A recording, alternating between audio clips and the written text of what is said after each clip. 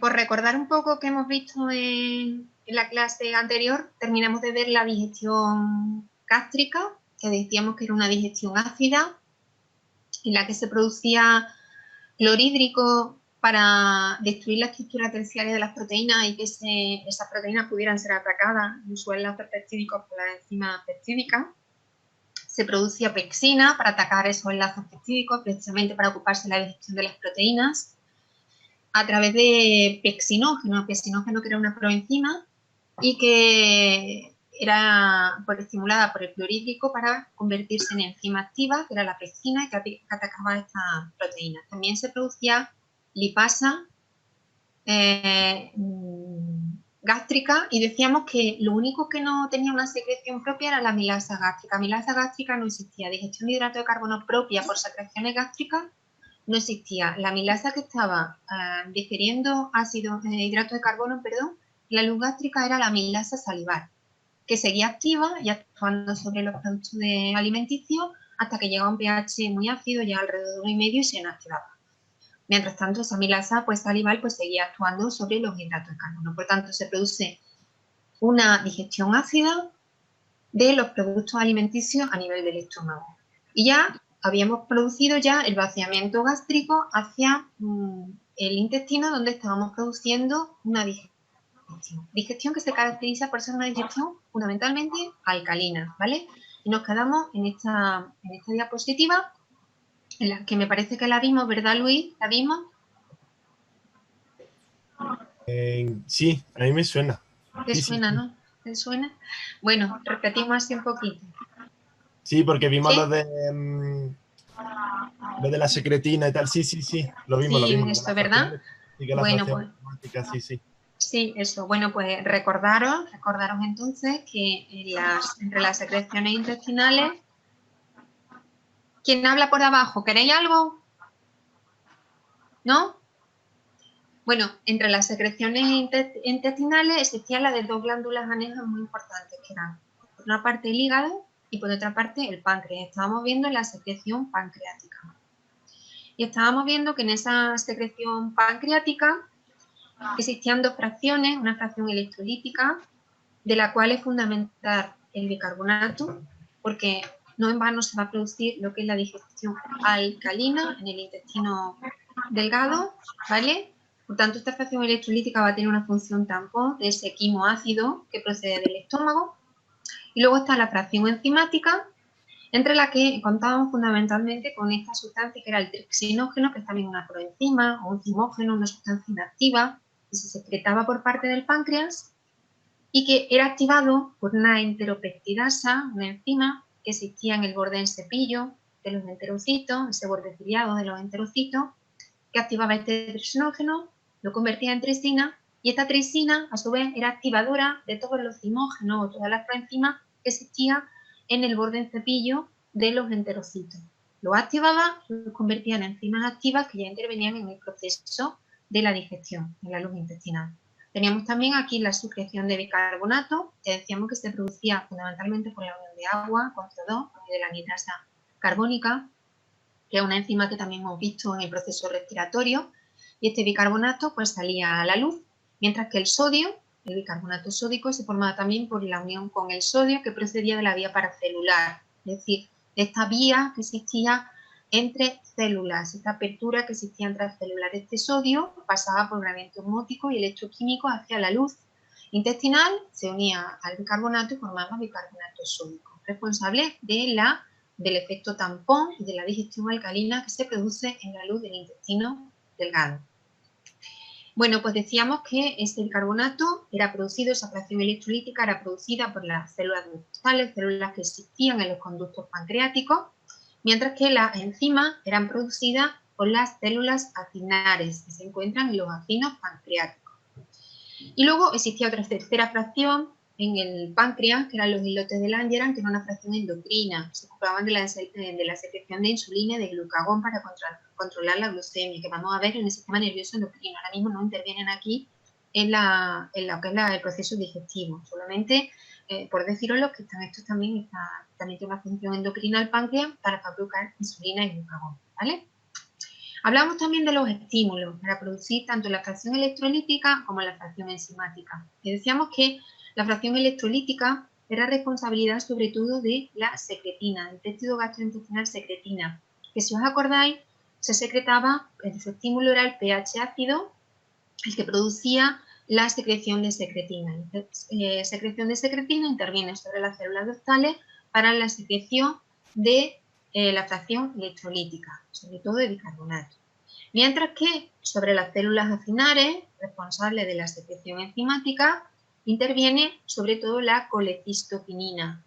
Colecistoquinina que se producía por los productos de la degradación del alimento en el intestino, sobre todo pues, de aminoácidos y de grasa, ¿vale? Aminoácidos y grasa producían la secreción de colecistoquinina. Y junto al sistema nervioso parasimpático, ¿vale? A la acetilcolina como mediador químico del sistema nervioso parasimpático, ambos actúan en compañía para producir la secreción enzimática de estos toxinas pancreáticos. De forma que la secreción pancreática es la unión de las dos fracciones, ¿vale? Lo que sale del páncreas es la unión de las dos fracciones, ¿vale? Pero los estímulos para la producción de una u otra fracción son diferentes. En el caso de la secretina, activa a las células ductales para producir la fracción electrolítica. En el caso de la colecistoquinina y el sistema nervioso parasimpático, lo que actúa es sobre los acinos, produciendo la secreción enzimática.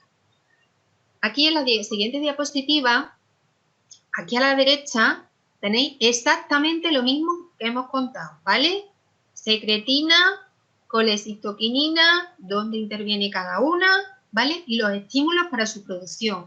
El ácido para la secretina, los productos de la degradación, sobre todo de los aminoácidos y de la grasa, sobre la producción de colecistoquinina. Como la colecistoquinina interviene sobre los acinos pancreáticos para liberar las enzimas, y como la secretina, estimulada por el pH ácido, produce la secreción de la fracción electrolítica sobre las células ductales. Tenéis también, como hemos visto antes, la intervención del parasimpático, ¿vale? Que interviene sobre las células acinares para producir la secreción de enzimas pancreáticas, ¿vale? Esto es lo que hemos visto en la diapositiva anterior, otro dibujo en la diapositiva anterior, para deciros que esto es fase intestinal. Y es fase intestinal porque los estímulos para la producción de estos péptidos gastrointestinales se encuentran en el intestino. Son el pH ácido y los productos de la degradación de proteínas y de ácidos grasos, ¿vale? Se encuentran, por tanto, en el intestino, por eso se llama fase intestinal. Y es la responsable de esta secreción pancreática en un 75-80%, es decir, la que más interviene sobre la secreción pancreática. No nos podemos olvidar de la fase cefálica y la fase gástrica, que también intervienen en las secreciones enzimáticas y secreciones electrolíticas del páncreas, ¿vale? ¿Quiénes son los estímulos para esta secreción, para esta fase gástrica? Pues tiene que ser estímulos que se encuentran en el estómago. ¿Cuál es? La distensión de las paredes del estómago, la extensión de ese fondo, que era una relajación receptiva, que era el que se ocupaba del almacén de diferentes sustancias, con la distensión de ese fondo produce la secreción pancreática, ¿vale? Por tanto, es fase gástrica porque el estímulo se encuentra en el estómago y en la distensión de las paredes intestinales. Hay mucho alimento ya en el estómago y el estómago está avisando de que tienen que secretarse ya las enzimas intestinales, la secreción pancreática y la secreción biliar para producirse la digestión del alimento, ¿vale? ¿Y cuál es la fase cefálica? Pues que desde que pensamos en el alimento, desde que nos lo metemos en la boca y lo degustamos, desde que lo olemos, es decir, los reflejos de prealimentación se ocupan de preparar todo el contenido del sistema digestivo. Y ya lo hemos visto que interviene en la fase gástrica, ¿vale? Y también interviene en la fase intestinal. Y también en la fase intestinal produciendo la secreción de la secreción pancreática también, la fase cefálica, ¿vale? ¿Cómo interviene? Bueno, la distensión gástrica, es decir, la fase gástrica muy poquito y la fase de prealimentación también muy poquito, ¿vale? Muy poquito, es una fase preparatoria, muy poquito, sobre todo en la fase intestinal, la que interviene en el proceso de digestión en el sistema intestinal, en el intestino delgado, ¿vale? Por tanto, esta fase es muy importante, la tenemos que saber, pero que sabéis que siempre en todo el proceso digestivo intervienen las tres fases. La fase cefálica por reflejos para alimentación, la fase gástrica por contenido de los nutrientes en el estómago y la fase intestinal por el contenido de los productos de la degradación del alimento en el intestino, ¿vale? Todas ellas intervienen en la producción de secreción pancreática. En este caso, repito, son sobre todo colecitoquininas, secretines parasimpáticos los que se ocupan de esta secreción pancreática.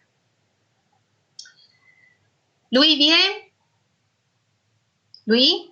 Sí, sí, perfecto. Estupendo. Bueno, vámonos a la otra glándula aneja que también interviene en la digestión intestinal. Es el hígado, ¿vale? La secreción hepática de bilis. La bilis está compuesta de todos estos principios que tenéis aquí arriba, agua, iones, pigmentos, etcétera, etcétera. Pero lo más importante entre los pigmentos es la bilirrubina, ¿vale? La bilirrubina que se excreta, que es un producto de la degradación de los glóbulos rojos. La bilirrubina está aquí, entre los pigmentos que conlleva esa bilis.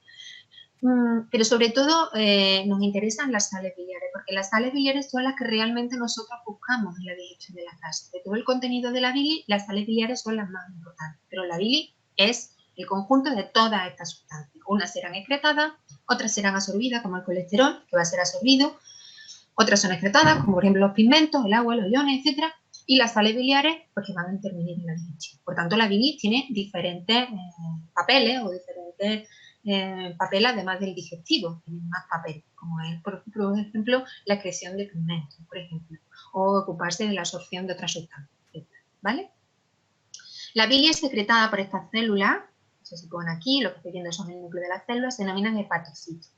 Hepatocitos que se localiza en una estructura en forma de pentágono o en forma de hexágono que se denomina sinusoide hepático, ¿vale? Un sinusoide hepático rodeado por una serie de venas, venas y arterias hepáticas, ¿vale? La arteria hepática y la vena porta, sobre todo, ¿vale?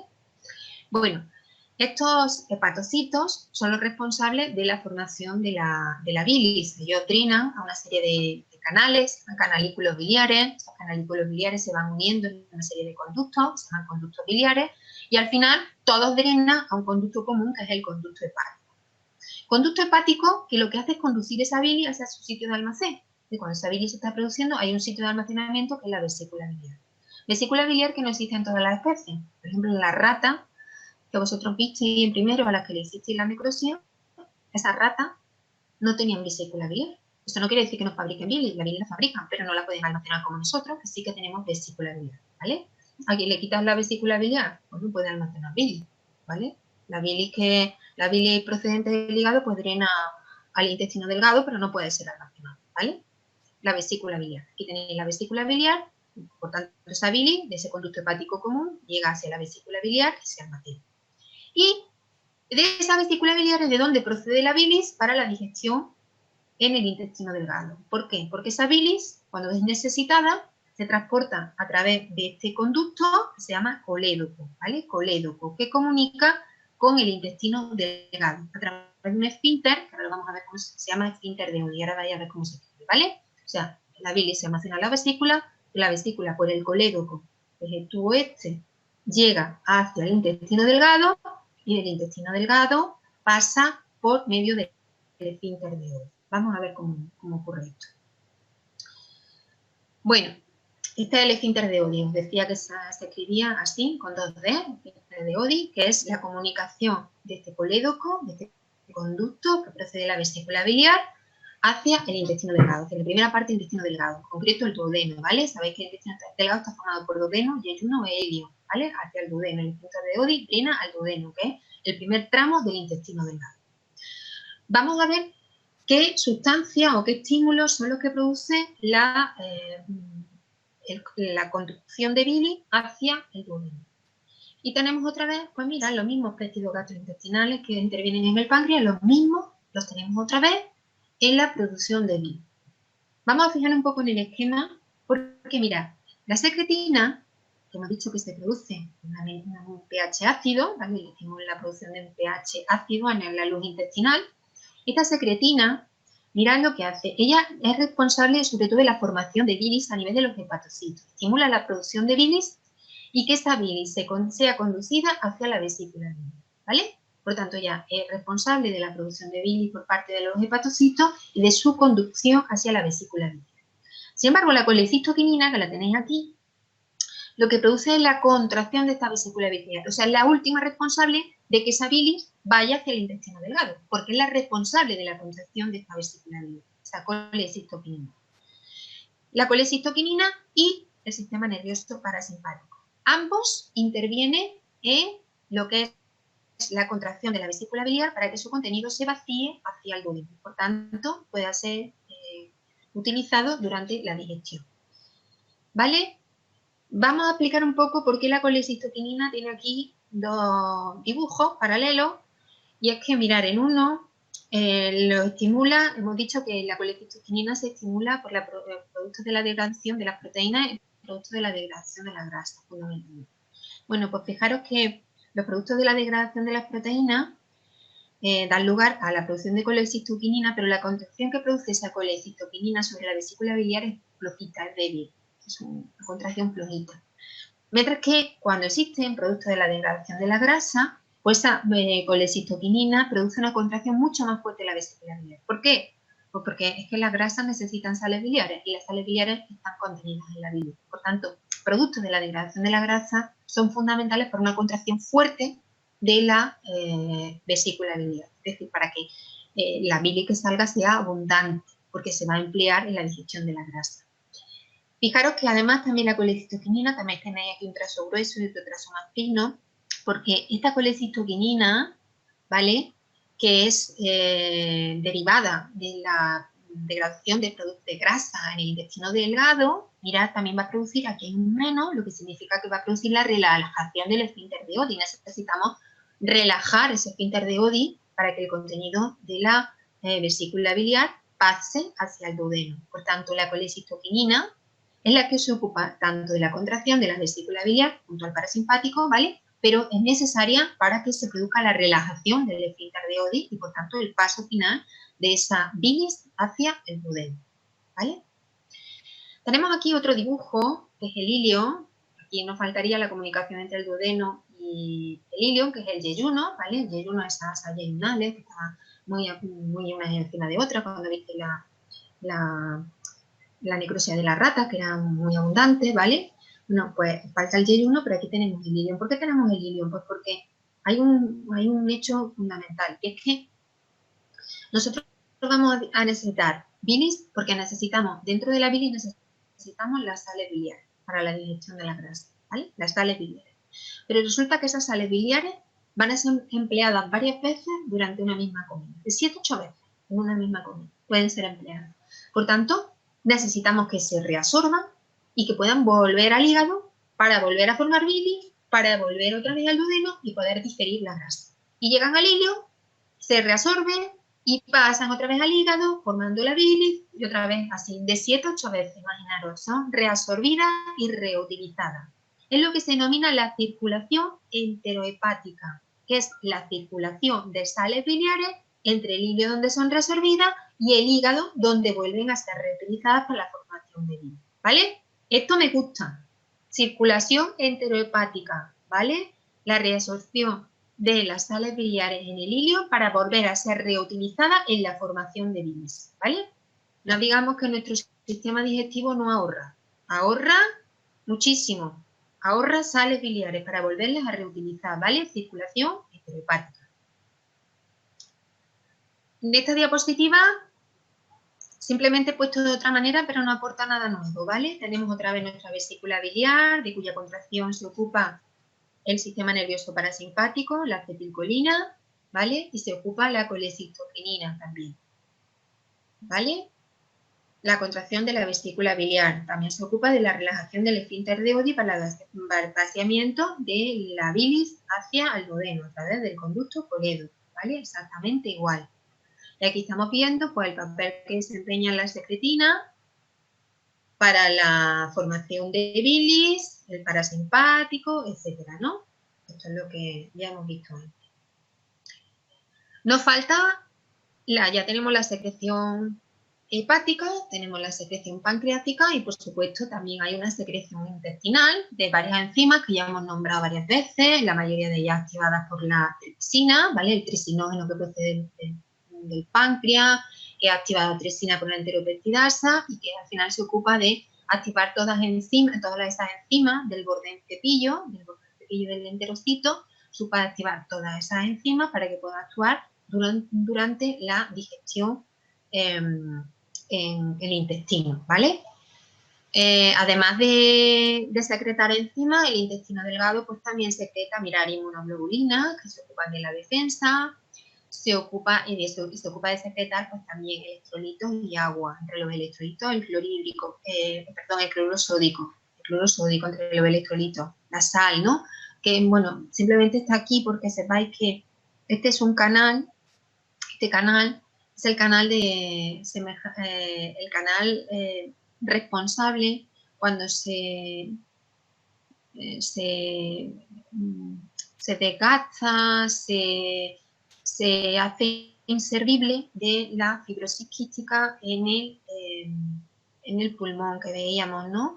Porque si este canal no está abierto, está defectuoso, este canal no está abierto, no permite la secreción de cloro, no permite que se forme cloro sódico, ¿acordáis? Y entonces el moco que va por encima del cloro sódico se quedaba entre los cilios de los bronquios y de los bronquiolos y producía pues que esos bronquiolos no pudieran arrastrar la sustancia nociva, las sustancias extrañas y producía la fibrosis quística. Bueno, pues un canal similar al que existe en los neumocitos, en las células del pulmón, existe también, que lo sepáis, para la secreción de cloro a nivel de los enterocitos, de las células intestinales, ¿vale? Es un canal semejante a este que produce la fibrosis quística cuando está defectuoso en los neumocitos. Bueno, ya hemos visto todas las secreciones que tienen lugar a nivel intestinal, a nivel de la luz intestinal, enzimas propias, agua, electrolitos, enzimas pancreáticas y electrolitos pancreáticos y también pues la bilis, ¿no? Con esas sales biliares que retornan otra vez al hígado mediante la circulación enterohepática. Bueno, al final en el intestino delgado nos vamos a encontrar con 9 litros entre alimentos y secreciones. 5,5 ya procedían del estómago. ¿Acordáis que os había dicho que eran 2 litros procedentes de los alimentos y el agua? Ahí os tenía 1,5 litros de saliva, ya teníamos ahí 3,5 litros. Y luego, pues, otros 2 litros se producen a nivel del estómago. Entonces, teníamos al final, salían 5,5 litros del estómago y a ellos se unen, pues, también el resto se une aquí en el intestino para formar al final 9 litros de alimentos y secreciones que se agolpan en la luz del intestino delgado, ¿vale? 9 litros. De esos 9 litros, pues sabemos que existen también en estas vellosidades intestinales, además de esas células secretoras, existen unas células que son células absortivas, ¿vale? Unos enterocitos que son células absortivas que se van a ocupar del proceso de absorción, el cual no hemos visto todavía, ¿vale? La absorción no la hemos visto todavía, ni la digestión en sí misma tampoco. Estamos viendo ahora mismo lo que es la secreción y la motilidad que se están ocupando pues de la digestión. Estamos viendo que se secreta, pero no estamos viendo ni la digestión ni estamos viendo la absorción. Pero sí que existen células absortivas. De esos 9 litros que hay en la luz intestinal, 7,5 litros ya van a ser absorbidos en el intestino delgado. Con esto quiero decir que la mayor parte de la absorción se produce en el intestino delgado. La mayor parte de la absorción de nutrientes se produce en el intestino delgado. Esos 9 litros, al final, 7,5 van a ser absorbidos en el intestino delgado, dejando 1,5 litros nada más para su absorción y su excreción en el intestino grueso, ¿vale? 7,5 litros.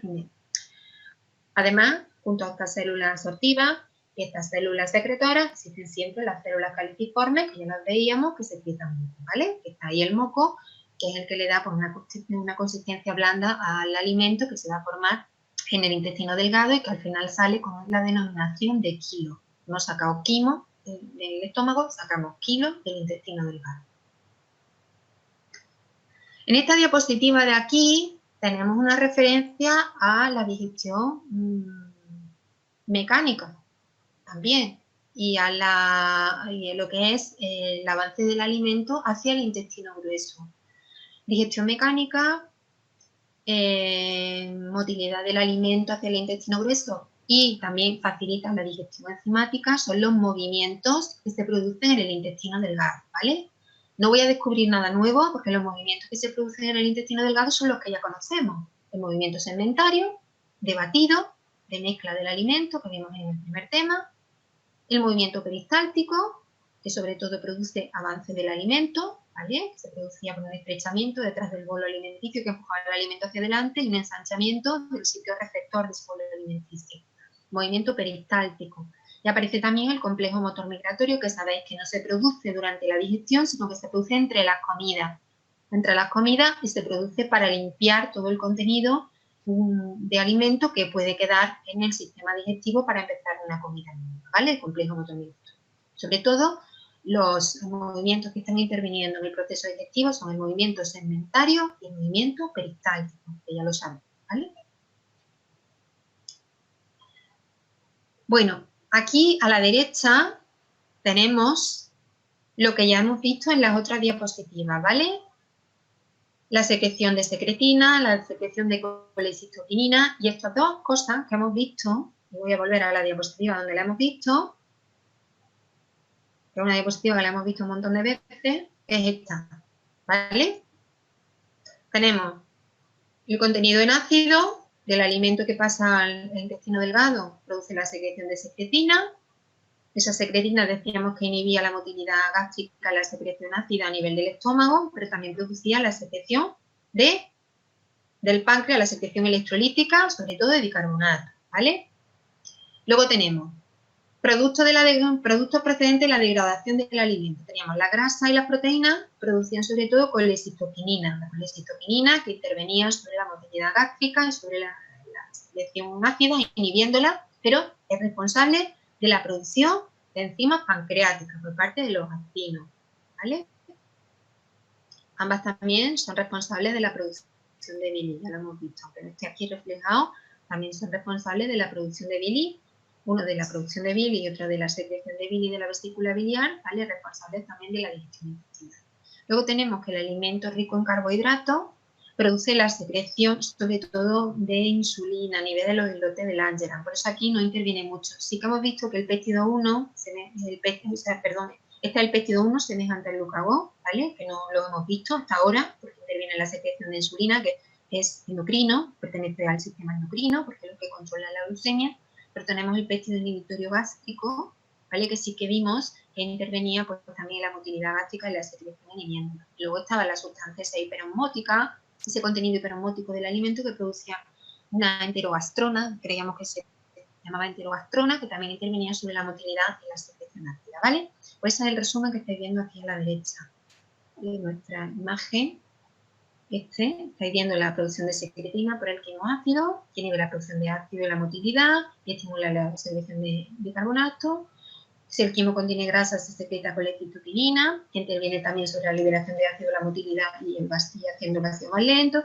Los hidratos de carbono, que interviene sobre la insulina y la molaridad elevada, que produce también una disminución de la motilidad gástrica, ¿vale? En resumen de esa diapositiva.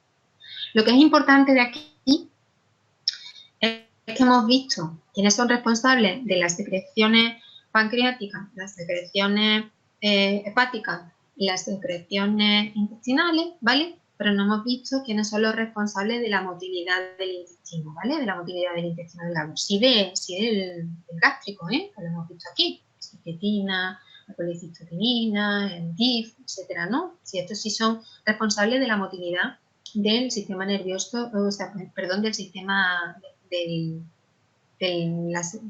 la motilidad gástrica, ¿vale? La motilidad gástrica, pero no hemos visto la motilidad intestinal. La motilidad intestinal está producida por estimulación parasimpática simple. El parasimpático aquí produce aumento de la motilidad intestinal y el simpático la inhibe. Ya lo hemos visto que el sistema digestivo es contrario al resto de los sistemas. El parasimpático activa, el simpático inhibe. Entonces los responsables de motilidad son parasimpáticos y simpáticos.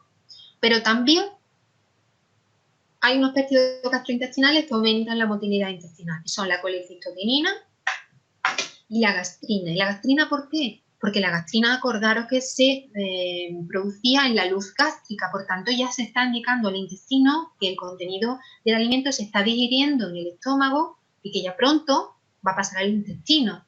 Por tanto, gastrina y colecitoquinina aumentan también la motilidad intestinal. Parasimpático, gastrina y colecitoquinina aumentan la motilidad. Simpático, inhibe la motilidad. Luis, ¿cómo vamos? Bien, bien. Bien, Vamos, ¿vale? Vale, perfecto. Pues seguimos. Bueno, ahora hay que vaciar el intestino delgado, porque tenemos que irnos al intestino grueso. Repito, intestino delgado, digestión alcalina, sobre todo, digestión alcalina, digestión que no solamente producen las secreciones intestinales, sino muy importante la secreción hepática, la bilis, en concreto las sales biliares, y la secreción pancreática, de bicarbonato, tricinógeno entre ellos, ¿vale? Muy importante. Y todo ello va produciendo la digestión del alimento junto a su propulsión, su digestión mecánica y su propulsión hacia el intestino grueso. En ese intestino delgado, además, hemos absorbido 7,5 litros de los nutrientes que existen en la luz intestinal, de los 9 litros, ¿vale? Vamos a ver cómo se produce el vaciamiento del intestino delgado. Esta es la última parte del intestino delgado, que es el ilion, duodeno y etenoilion, ¿vale? El ilion, y se conecta por esta esfínter ileocecal, se conecta con el ciego, que es el primer tramo del intestino grueso. ¿Cómo se produce el vaciamiento del alimento? Muy fácil. La onda peristáltica de avance del alimento topa contra este esfínter ileocecal, lo relaja y produce la evacuación del contenido del ilio hacia el ciego. Existe también un reflejo, que es el reflejo gastroileal. El reflejo gastroileal significa que cuando el alimento se encuentra en el ilio, ¿vale?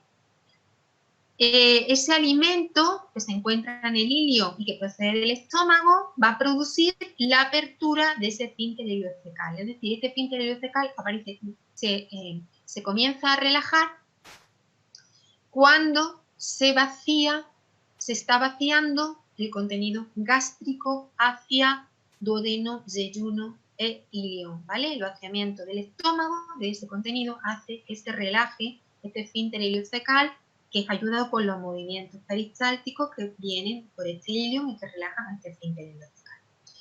Este esfínter ileocecal también se puede cerrar, porque hemos dicho que tiene que existir un control del alimento, ¿vale? Fijaros, aquí sí tiene que existir un control del alimento. Se tiene que absorber 7,5 litros. Y además se tiene que digerir completamente ese alimento. Por tanto, este esfínter ileocecal puede estar abierto, puede estar cerrado. ¿Quién lo cierra?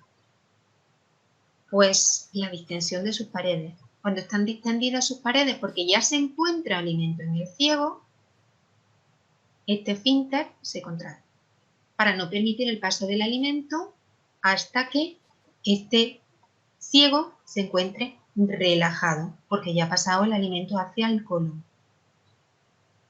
¿Hay algún problema? ¿Alguien me quiere ¿Puedes preguntar algo? repetirlo? Dime, Manolo. ¿Puedes repetir? Es que me perdí un poco. Puedes repetir, vale. Estoy hablando del vaciamiento del intestino delgado hacia el intestino grueso. Decíamos que la última parte del intestino delgado es el ilion, ¿vale? Entonces, sí. ¿Cómo se vacía el ilion? Pues se vacía, para vaciarse el ilion hacia el ciego, que es la primera parte del intestino grueso, hay que abrir este esfínter, el esfínter ileocecal. Ese esfínter ileocecal se abre porque existe la onda peristáltica, ¿vale? Esa onda peristáltica que viene por el ilio, llega hasta el esfínter y lo va relajando, va permitiendo el paso de alimentos hasta aquí. Esa onda peristáltica es ayudada por un reflejo que se llama reflejo gastroileal, que dice que cuando se va vaciando el estómago hay como una Pero, memoria. ¿eso que estás marcando no es el colon? O... No, Espérate, este es el ¿el colon ilio. es el intestino grueso? ¿Cómo?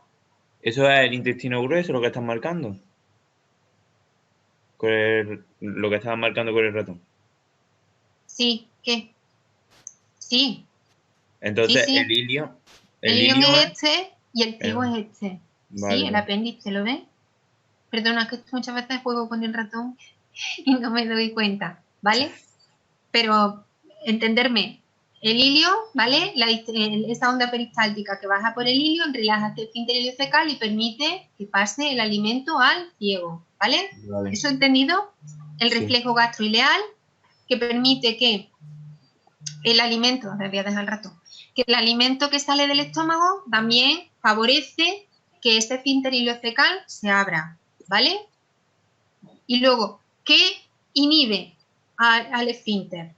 El contenido del alimento en el ciego, ¿vale? Que distiende las paredes del ciego, produce el cierre del esfínter. ¿Sí? ¿Manuelo? Sí. ¿Vale? Y también sustancias corrosivas, sustancias irritantes que pueden penetrar en el ciego, irritan las paredes del ciego y hacen que, por protección, el esfínter ileocecal se cierre. ¿De acuerdo? Vale. Sí. Ahora sí, Manolo. Sí, sí. Vale, voy a jugar menos con el ratón. Vale, por tanto, ya hemos pasado al ciego, ¿vale? Y vamos a ver qué digestión tiene lugar en el intestino grueso. La digestión que, ahora no sé qué hacer con la mano. Bueno, la digestión que tiene lugar en el intestino grueso es una digestión enzimática una digestión enzimática, no, una digestión bacteriana, ¿vale? Solamente hay digestión bacteriana en el intestino grueso. Digestión producida por fermentación y putrefacción. Digestión bacteriana, solo digestión bacteriana, no hay digestión enzimática, solo digestión bacteriana. Digestión bacteriana, las bacterias lo que hacen del intestino grueso, la flora bacteriana, lo que hace es que los restos de alimentos que pudieran quedar, restos de hidrato de carbono, restos de proteínas que pudieran quedar, pues los convierte en lactato y en ácidos grasos de cadena corta. Muchos de esos ácidos grasos de cadena corta les sirven de alimento a las células del colon, de los colonocitos. Los colonocitos funcionan sobre todo no con glucosa, sino que funcionan fundamentalmente con ácidos grasos de cadena corta, que son producidos por la fermentación y la putrefacción bacteriana, por la digestión bacteriana del intestino grueso. Por tanto, en el intestino grueso, digestión bacteriana de productos que no han sido absorbidos, productos que todavía quedan, restos de hidratos de carbono, restos de proteínas, que van a formar sobre todo lactato y ácidos grasos de cadena corta. También forman los molestos gases, que se producen en algunas comidas, que es el sulfuro de hidrógeno, ¿vale? Producen sobre todo sulfuro de hidrógeno. La habichuela producen sulfuro de hidrógeno, ¿vale? La haba, todas esas sustancias producen muchísimos gases, el sulfuro de hidrógeno que produce durante la fermentación, se produce durante la fermentación y la putrefacción bacteriana. ¿Qué más producen estas bacterias? Las bacterias del intestino grueso producen también vitamina K. Son capaces de sintetizar vitamina K. También. Y además en este intestino grueso, pues se lleva a cabo lo que es la formación de las heces y también se lleva a cabo absorción de 1,4 litros que quedan. Había 7,5 se absorbieron en intestino delgado, 1,4 se absorbe en intestino grueso. Y solamente quedan 100 mililitros que forman la grasa, que forman las heces que van a ser excretadas. Repito, por tanto hay digestión bacteriana que forma lactato y ácidos grasos de cadena corta. Muchos de esos ácidos grasos forman el alimento para los propios colonocitos, las células del colon. Se va a producir síntesis de vitamina K. Se va a producir la reabsorción de 1,4 litros de contenido intestinal, absorción que solamente es absorción de agua y electrolitos, se absorbe muy poco más, agua y electrolitos fundamentalmente, y se forman las heces con esos 100 mililitros restantes de sustancias que no van a ser reabsorbidas, ¿vale? Entonces, ahora sí me voy aquí porque quiero indicaros que esta conformación del colon, tan característica, se debe a que, acordáis que existía una capa muscular, entre las capas del sistema digestivo existía una capa muscular, una que era de músculo longitudinal y otra de músculo circular, ¿vale? Pues la capa de músculo longitudinal, en el caso del colon, veis, es una capa discontinua, que forma unas tiras así que se denominan tenias.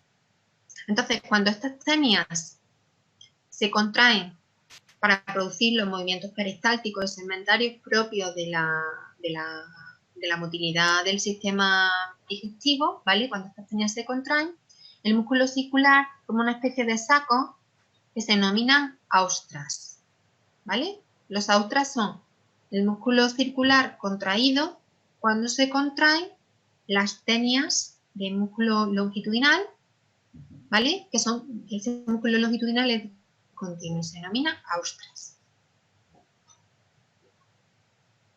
Bueno, además de lo que ya hemos visto, de la digestión bacteriana, de la absorción sobre todo de agua electrolitos, la síntesis de vitamina K y todo esto, también existen los movimientos a nivel de intestino grueso, porque si no existieran esos movimientos a nivel de intestino grueso, pues no podríamos realizar pues toda esta digestión mecánica y toda esta propulsión del alimento al final a que llegue al recto para poder ser defecado, ¿no?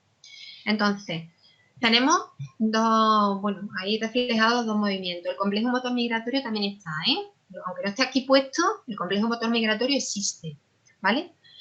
Pero tenemos dos movimientos fundamentales y son los mismos. Lo que pasa es que reciben un nombre propio a nivel del intestino grueso.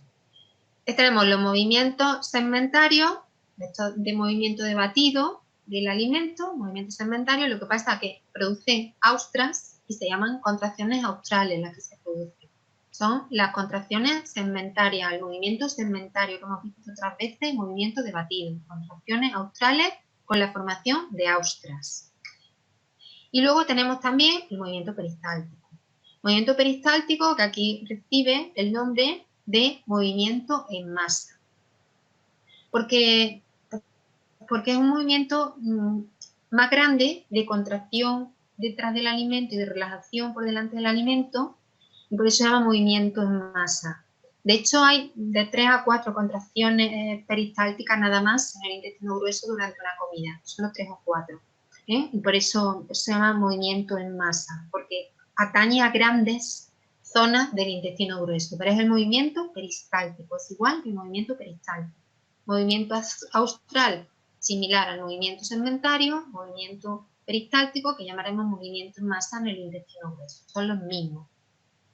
Y también son las mismas la sustancia y el sistema nervioso productor de ese movimiento, inhibidor de ese movimiento, igual que antes, ¿vale? Hemos visto que parasimpático excitaba, simpático inhibía, y luego había dos péptidos gastrointestinales que excitaban la motilidad intestinal, que son la gastrina y la colecistoquinina, ¿vale? Por tanto, gastrina, colecistoquinina, excitadores junto al sistema nervioso parasimpático, el sistema nervioso simpático, inhibidor. Y existen dos reflejos también aquí importantes. El reflejo gastrocólico, que produce un incremento de la motilidad del colon cuando se está vaciando el contenido del estómago, y el reflejo duodenocólico, que se refiere a un incremento del movimiento del colon cuando el duodeno se está vaciando, ¿vale? Reflejo gastrocólico, reflejo duodenocólico. Todos ellos intervienen sobre la motilidad del intestino grueso. Te repito, movimientos segmentarios similares, nombre movimiento austral, movimiento propulsor o movimiento peristáltico, ¿vale? Movimiento peristáltico se llama movimiento en masa. Son los mismos movimientos que hayamos descrito. Begoña. Dime, Mónica. ¿Puede repetir? Uy, que se me va el micro, perdón. ¿Puede repetir otra vez los reflejos? Sí, que existen también, hemos visto antes el reflejo gastroileal, ¿vale? Pues existen otros reflejos también que producen aumento de la motilidad a nivel del colon. Y son reflejos que tienen que ver con el vaciamiento del estómago. Cuando el alimento se está vaciando en el estómago, se produce un incremento del movimiento del colon, se llama reflejo gastrocólico. Y el reflejo duodenocólico, que tiene que ver con el vaciamiento del duodeno, la primera parte del intestino delgado, ¿vale? Cuando se está vaciando ese duodeno, también se produce incremento de la motilidad en el colon. Son los reflejos gastrocólicos y duodenocólicos. Vale, gracias. ¿Sí? Sí, sí. Vale, perfecto. Y por último, pues nos queda la defecación, ¿vale? Ya hemos vaciado el colon bueno, hemos vaciado. Llegamos a la parte final del colon y nos queda entrar en el recto para el vaciamiento para reiniciar lo que es el proceso de la defecación. Entonces, quiero que tengáis para mí son importantes dentro de esta diapositiva y de todo lo que hice muchas cosas, para mí son importantes varias cosas. Primero, que sepáis que existe un esfínter anal interno y un esfínter anal externo, que ya lo hemos dicho en el primer tema. El esfínter anal interno es de musculatura lisa, por tanto de control inconsciente, involuntario, mientras que el esfínter anal externo sí es de musculatura estriada y por tanto de control voluntario. Nosotros defecamos cuando queremos, porque controlamos el esfínter anal externo, no así el esfínter anal interno, ¿vale? El interno es de contracción involuntaria, es de movimiento involuntario porque es de musculatura lisa. El esfínter anal externo es de musculatura estriada. ¿Qué pasa cuando llegamos a la última parte del colon? Bueno, viene una onda peristáltica de propulsión del alimento a lo largo del colon y llega el esfínter anal y lo relaja, el esfínter anal interno y lo relaja, ¿vale? Y ese esfínter anal interno se relaja y comienza a entrar, esos productos que ya van a ser defecados, esos 100 mililitros, comienzan a entrar en el recto. Y allí se encuentran impedidos su salida por el esfínter anal externo. Pero cuando este recto se dilata, porque ya tiene contenido en ese recto, ¿vale?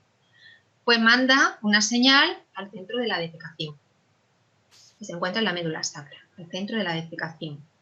Y este centro de la defecación manda sus fibras parasimpáticas que producen la relajación del esfínter anal externo y la salida del alimento que no ha sido digerido, la salida de las heces, ¿vale? Por tanto, esfínter anal externo de contracción voluntaria, esfínter anal interno, musculatura lisa, contracción involuntaria. El alimento pasa hacia el recto por contracción en las paredes del colon, movimientos peristálticos que llegan hasta el esfínter anal interno, lo abre y empieza a entrar el alimento en el recto. La extensión de esas paredes provoca un estímulo que llega hasta el centro de la defecación y el centro de la defecación emite señales a través de las fibras parasimpáticas para que se relaje este esfínter anal externo y se produzca la defecación. La defecación hemos dicho que es de control voluntario. Por tanto, es control voluntario, es decir, solamente defecamos cuando estamos con posibilidades de defecar, si no, pues aguantamos las ganas de defecar y tenemos cerrado este esfínter anal externo. Me estoy refiriendo a condiciones normales, cuando nos da una gastroenteritis, esas sustancias irritantes, pues abren esas sustancias irritantes que proceden de la heces acuosa, de esa diarrea, esas sustancias irritantes abren este esfínter anal externo y no hay posibilidad de controlarlo, pero en condiciones normales lo controlamos, ¿vale? Pero, ¿qué pasa? Que si nosotros controlamos mucho y evitamos mucho el reflejo de la defecación, tener en cuenta que las heces las tenemos situadas entre el recto y el colon, ¿vale? Están aquí, en esta zona. Y en esta zona, mientras estén las heces, se está produciendo reabsorción de agua. Esto significa que las heces las podemos, se reabsorben agua y se vuelven muchísimo más duras. Y luego puede costar muchísimo más trabajo evacuarla, porque cuanto más tiempo estemos ignorando el reflejo de la defecación, más agua se reabsorbe a nivel de estas heces y produce estas heces duras que a veces nos cuesta por trabajo eliminar a través de ese esfínter anal externo. Luis, ¿qué tal? Bien, Luis, bien, Begoña, bien. ¿bien? Sí, yo creo que ¿Queréis sí. que empecemos el tema siguiente o lo dejamos? Son y 23. Yo tengo una duda. Venga, Mónica. Si puedes repetir, si lo encuentro. A ver. Lo de la circulación enteropática es que no me he enterado muy bien. Sí. Bueno, te la voy a volver a repetir después, cuando estemos con la... Aquí no... Cuando estemos otra vez resolviendo grasas, te la voy a volver a repetir, ¿vale? Cuando ya hablemos de digestión y absorción de las grasas, pero bueno, la digestión enteropática es la reabsorción a nivel de ilio de las sales biliares que vuelven otra vez al hígado por esa circulación enteropática. Circulación enteropática hace mención a una circulación propia que va del intestino hacia el hígado, ¿vale? ¿Qué es lo que va del intestino hacia el ilio? Esa circulación que lleva sales biliares, ¿vale? Entonces, la circulación enteropática se refiere a la reabsorción de esas sales biliares a nivel de ilio que son conducidas nuevamente hacia el hígado para formar la bilis y volver a ser secretadas otra vez en la misma comida. ¿Qué tal, Mónica? Vale. Y volver ¿Sí? a ser secretada, ¿a dónde otra vez? Al mismo sitio, ¿no? A la vejiga, me imagino, ¿no? Ah, perdón, a la vesícula, perdón. Bueno, esas sales biliares llegan al hígado, ¿vale? Y tienen que Vale, formar la bilis primero. vale. O sea, la bilis, acuérdate que la bilis está formada por todos estos productos que tienes aquí, y entre ellos están las sales biliares. O sea, lo que se resuelve no es bilis, se Sí. resuelven sales biliares, ¿vale? Que es uno de los contenidos de la bilis. Por tanto, esas sales biliares, una vez resolvidas en el hilio, van al hígado a formar otra vez bilis, Vale, vale. ¿vale? Ahora ya, la bilis sí, cuando hay exceso de formación de bilis, sí se almacena en la vesícula biliar, ¿vale? Pero la circulación hace mención desde el hilio hasta el hígado, Vale, vale. ¿sí? Vale, sí. ¿Alguna pregunta más?